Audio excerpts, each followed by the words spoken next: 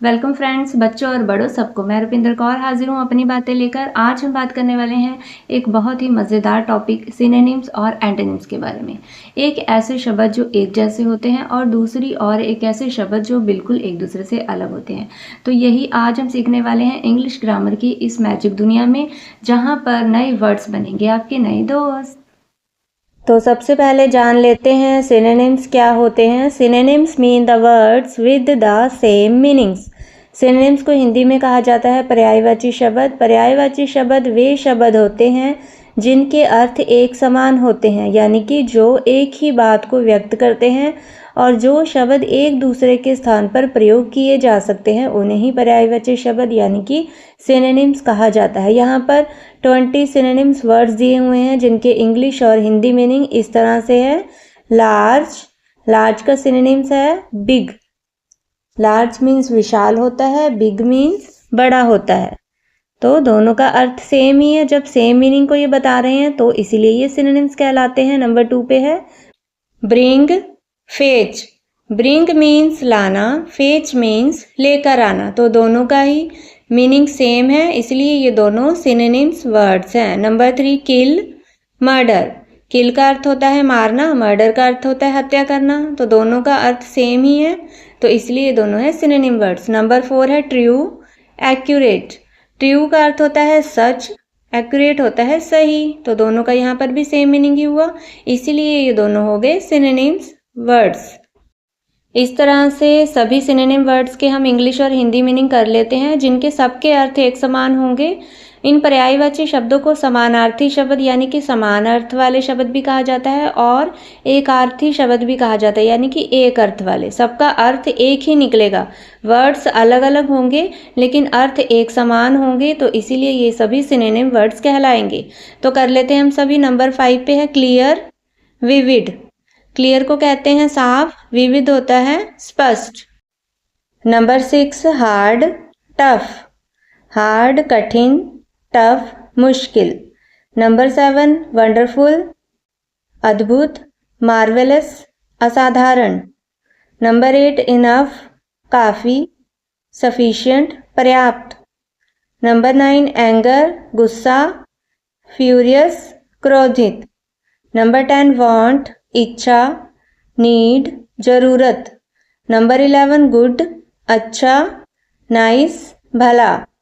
Number 12 amazing, असाधारण, wonderful, अद्भुत। Number 13 allow, इजाज़त देना, परमिट, अनुमति देना। नंबर 14 होप, उम्मीद, एक्सपेक्ट, आशा। नंबर 15 डिफेंड, बचाव करना, प्रोटेक्ट, रक्षा करना। 16 आंसर, उत्तर देना, रिप्लाई, जवाब देना। नंबर 17 डिक्रीज, घटाना, डिमिनिश, कम करना। नंबर 18 ओल्ड, पुराना, एंशंट, प्राचीन। नंबर 19 ऐड, जोड़ना, कनेक्ट, जुड़ना। 20 ग्रुप, समूह, बैंड, दल। तो सिनोनिम्स के बाद अब एंटोनिम्स की बात कर लेते हैं। एंटोनिम्स क्या होते हैं? Antonyms mean the words with different meanings. Antonyms को हिंदी में कहा जाता है विपरीतार्थी शब्द। तो विपरीतार्थी शब्द वे होते हैं जिनके अर्थ एक दूसरे के विपरीत होते हैं, यानी कि एक दूसरे के उल्ट अर्थ को व्यक्त करते हैं और ये शब्द एक दूसरे के विरोध में प्रयोग किए जाते हैं। इन्हें विरोधी शब्द और उल्टे अर्थ वाले शब्द भी कहा जाता है। तो चलिए अब 20 एंटोनिम्स वर्ड्स के बारे में बात कर लेते हैं जिनके इंग्लिश और हिंदी मीनिंग इस तरह से है। Number 1 vice, foolish. वाइस को कहा जाता है हिंदी में समझदार, फुलिश को कहा जाता है बेवकूफ़।